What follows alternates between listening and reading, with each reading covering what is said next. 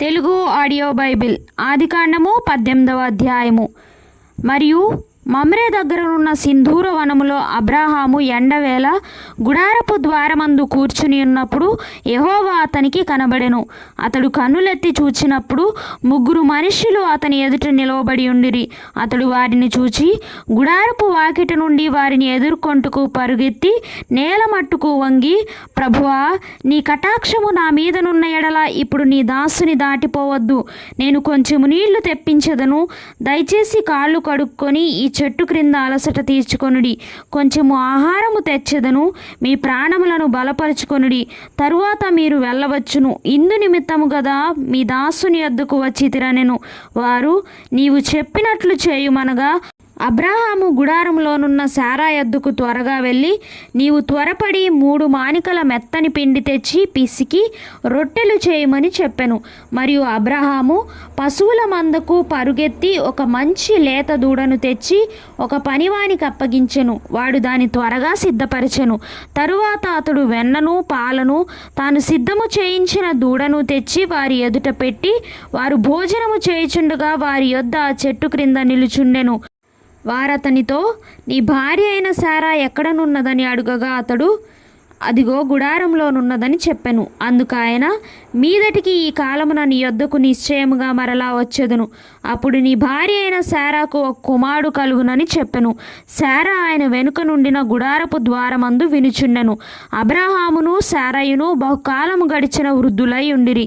స్త్రీ ధర్మము శారాకు నిలిచిపోయెను గనుక శారా, నేను బలము ఉడిగిన దాననైన తరువాత నాకు సుఖము కలుగునా? నా యజమానుడును వృద్ధుడై ఉన్నాడు గదా అని తనలో నవ్వుకొనెను. అంతటా యెహోవా అబ్రాహాముతో, వృద్ధురాలనైన నేను నిశ్చయముగా ప్రసవించదనా అని శారా నవ్వనేలా? యెహోవాకు అసాధ్యమైనది ఏదైనా నున్నదా? మీదటికి ఈ కాలమున నిర్ణయ కాలమందు నీ యొద్దకు తిరిగి వచ్చెదను. అప్పుడు శారాకు కుమారుడు కలుగుననెను. శారా భయపడి, నేను నవ్వలేదని చెప్పగా ఆయన, అవును, నీవు నవ్వితివనెను. అప్పుడా మనుష్యులు అక్కడి నుండి లేచి సొదొమ తట్టు చూచిరి. అబ్రాహాము వారిని సాగనంపుటకు వారితో కూడా వెళ్ళెను. అప్పుడు యెహోవా, నేను చేయబోవు కార్యము అబ్రాహామునకు దాచెదనా? అబ్రాహాము నిశ్చయముగా బలము గల గొప్ప జనమగును. అతని మూలముగా భూమిలోని సమస్త జనములను ఆశీర్వదింపబడును. ఎట్లనగా యెహోవా అబ్రాహామును గూర్చి చెప్పినది అతనికి కలుగుజేయునట్లు తన తరువాత తన పిల్లలను తన ఇంటివారును నీతి న్యాయములు జరిగించు యెహోవా మార్గమును గైకొనుటకు అతడు వారికి ఆజ్ఞాపించునట్లు నేను అతని ఎరిగి ఉన్నాననెను.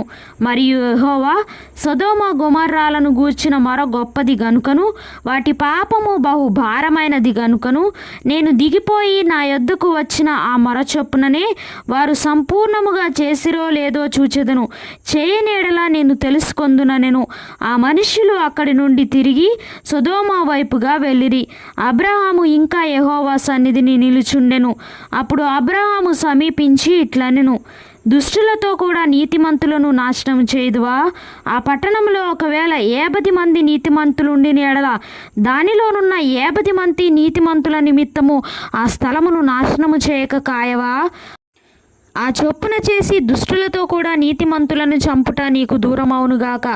నీతిమంతుని దుష్టునితో సమముగా ఎంచుట నీకు దూరమవునుగాక. సర్వలోకమునకు తీర్పు తీర్చువాడు న్యాయము చేయడా అని చెప్పినప్పుడు యెహోవా, సొదొమ పట్టణంలో 70 మంది నీతిమంతులు నాకు కనబడిన ఎడల వారిని బట్టి ఆ స్థలమంతటినీ కాయుదుననెను. అందుకు అబ్రాహాము, ఇదిగో, ధూళియు బూడిదయునైన నేను ప్రభువుతో మాటలాడ తెగించుచున్నాను.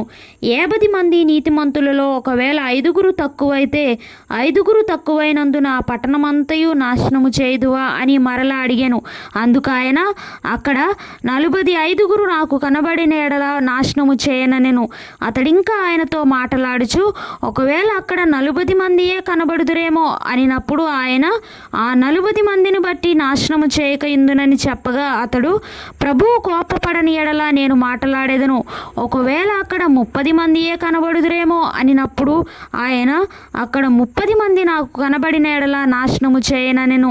అందుకతడు, ఇదిగో ప్రభువుతో మాట్లాడ తెగించి తిని, ఒకవేళ అక్కడ 20 మంది కనబడుదురేమో అనినప్పుడు ఆయన, ఆ 20 మందిని బట్టి నాశనము చేయకుందునరగా అతడు, ప్రభువు కోపపడని ఎడల నేను ఇంకొక మారే మాట్లాడేదను, ఒకవేళ అక్కడ 10 మంది కనబడుదురేమో అనినప్పుడు ఆయన, ఆ 10 మందిని బట్టి నాశనము చేయక యుందుననెను.